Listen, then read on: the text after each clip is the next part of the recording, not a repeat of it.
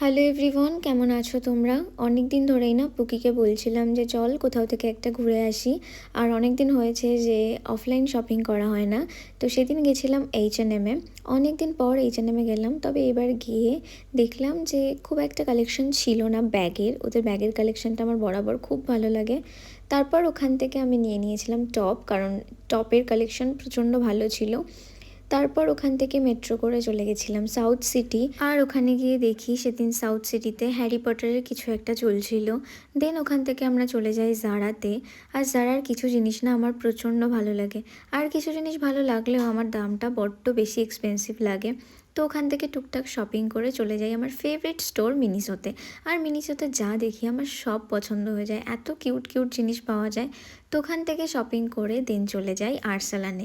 আর এই আরসালানটাতে না আমি বহুবার এসেছি, আর এদের এই লিফটটা আমার খুব ভালো লাগে। দেন ওখান থেকে অর্ডার করি মাটন বিরিয়ানি, বিকজ আমাদের দুজনেরই আরসালানের বিরিয়ানি বেস্ট লাগে।